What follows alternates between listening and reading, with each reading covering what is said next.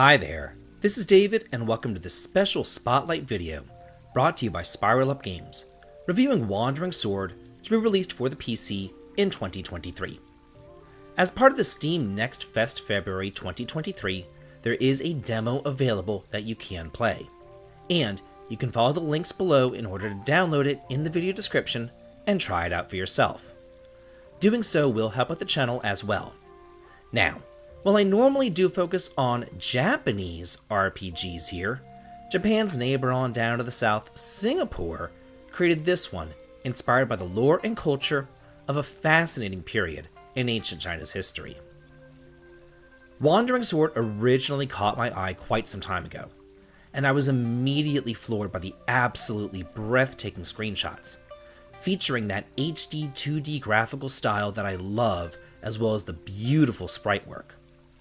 It also promised a whimsical storyline, steeped in Chinese history, along with great characters and a turn-based battle system. Everything that I saw was really speaking my language, and I could not wait to play. And now that I've gotten my hands on it, I am here to tell you that this is really something pretty special. Taking place during the fall of the Zhou dynasty, known as the Warring States period, where centralized power has weakened and factions are at war with one another, the Chinese Empire is in chaos. You play as Yuan, a lowly fighter tasked with escorting important officials throughout the land, only for him and his caravan to end up being besieged by bandits. All of his friends are murdered, and he himself is tragically poisoned and left for dead. Though, you're not.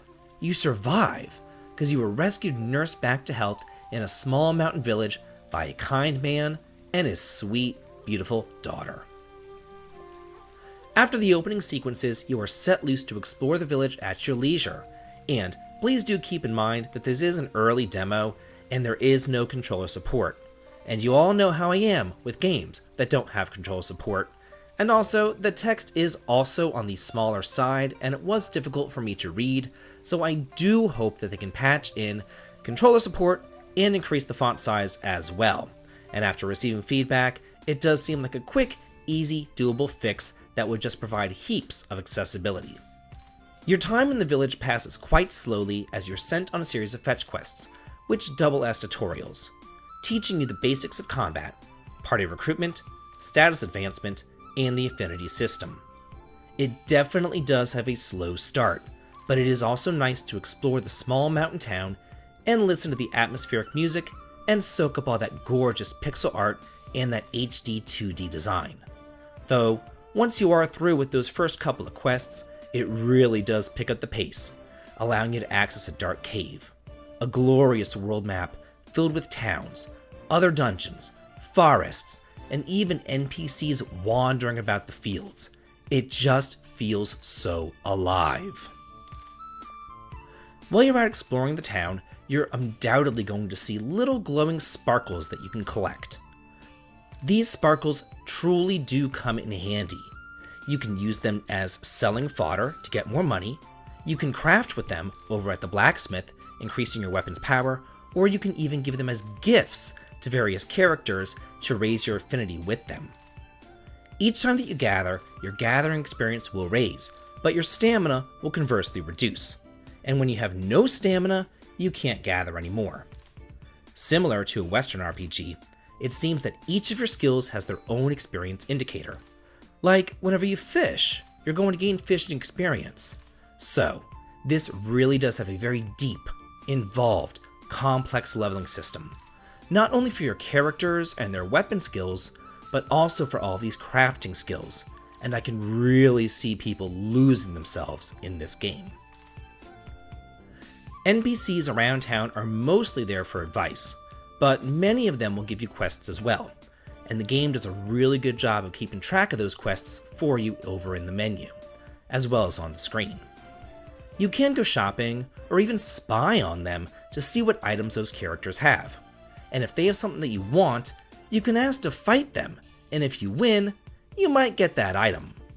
In order to fight and spar with them though, you're going to have at least a level 20 affinity with them, and that affinity again is raised by making correct dialogue choices as well as giving correct gifts. and if you get their affinity up to 60, they'll even join your party. This really does seem like an East meets West, where this is a truly open-ended game where anybody and everybody can join up with you. Encounters take place on screen, and you do fight in grid-based battles, very similar to Lunar, or that recently released Live Alive Remastered. I really wasn't expecting the strategy element in the game, but I am happy that it is here.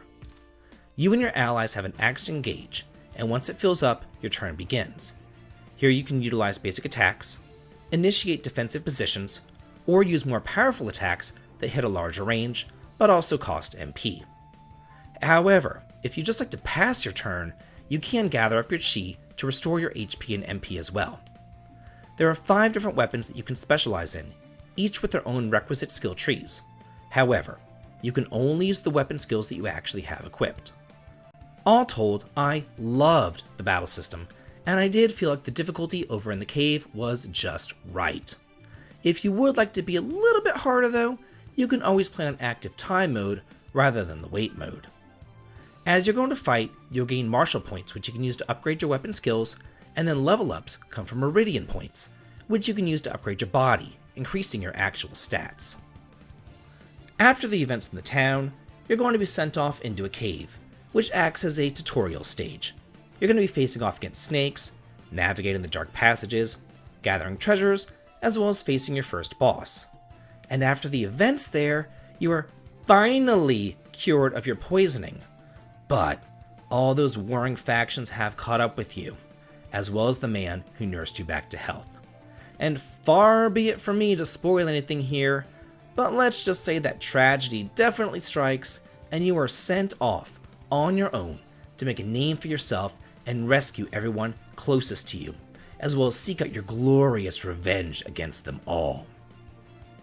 It is now that the game really steps it up a notch, and it takes those training wheels off. Many modern games will hold your hand for the first 10 or so hours, slowly drip feeding and tutorializing you. But not this one. Get ready for that difficulty to jump. You are going to need to utilize all of the strategies that you've learned in order to proceed. Go over to that blacksmith, craft and forge those weapons, find those characters that you can recruit, and give them gifts until you get 60 affinity and they join up with you. Go out into that world and explore every nook and cranny. I love the retro throwback and the lack of the handholding. It brings me back to games of my youth, and all told, I had a fantastic time with this game.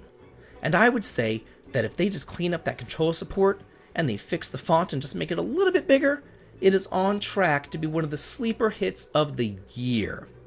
Be sure to go on down and download the demo for yourself and add it to your wish list too, so that you can check it out and talk about it here in the comments. I want to know what you think about this game.